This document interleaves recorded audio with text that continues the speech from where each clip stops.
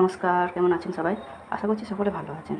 আমি আজকে রান্না করব পেঁপে আলু মুসুর কলাইয়ের বড়া দিয়ে তরকারি। প্রথমে আলুগুলোকে এইভাবে কেটে আর পেঁপেগুলোকে এইভাবে কেটে ধুয়ে নিয়েছি। এরপর অল্প তেল দিয়ে ভালো করে ভেজে নেব। তেল দিয়ে দিয়েছি। তেলে এবার একে একে আলুগুলো দিয়ে দেব। এরপর মুসুর কলাইটা মিক্সিতে বেটে নিয়েছি শুকনো লঙ্কা দিয়ে। তারপর লবণ, হলুদ, কালো জিরে আর কাঁচা লঙ্কা দিয়ে এবার ভালো করে কলাইটা ফেটিয়ে নেব। পেঁপে আলুটা এইভাবে লবণ হলুদ দিয়ে ভেজে নিয়েছি। এই দেখুন,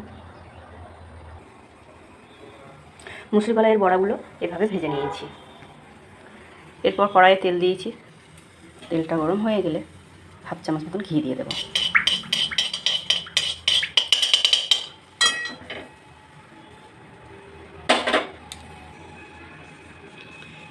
শুকনো লঙ্কা একটা ফোড়ন দিলাম, একটু তেজপাতা ফোড়ন দিলাম আর একটু কালো জিরে ফোড়ন দিলাম।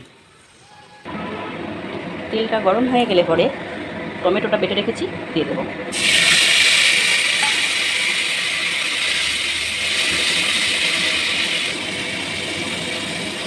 দু চামচ জিরে, আদা আর লঙ্কা বাটা দিয়ে দেবো। দিয়ে এই মশলাটা এবার একটু ভালো করে কষিয়ে দেবো। মশলাটা কষানো হয়ে এলে পরিমাণ মতন হলুদ দিয়ে দেবো।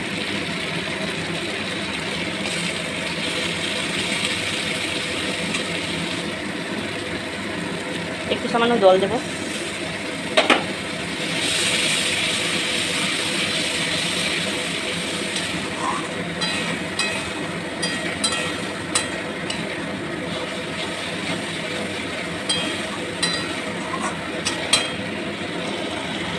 মশলা কষানো হয়ে এসেছে, ওপর থেকে তেল ছেড়ে এসেছে।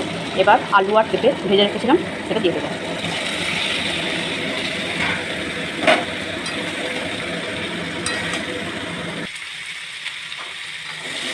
আলু পেঁপে ভালো করে কষানো হয়ে গেলে এবার পরিমাণ মতন লবণ দেবো।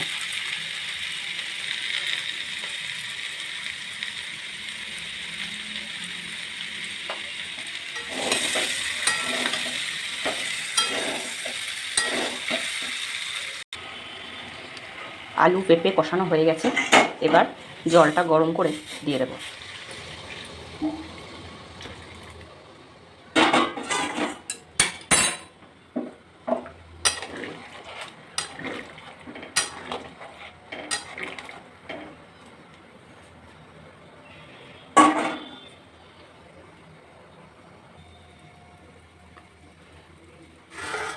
তরকারিটা ফুটে উঠলে ঢাকা দিয়ে গ্যাসটা লোতে করে দেবো।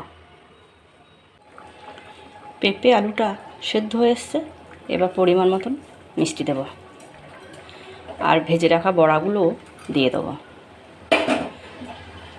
দিয়ে ভালো করে তরকারিটা মিশিয়ে আর একবার ঢাকা দিয়ে ফুটতে দেবো।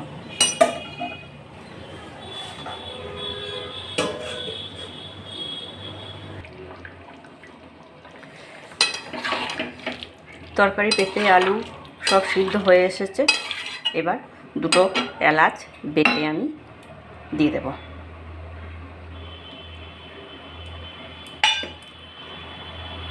দিয়ে মিশিয়ে এবার নামিয়ে নেব। তরকারিটা আমার হয়ে গেছে।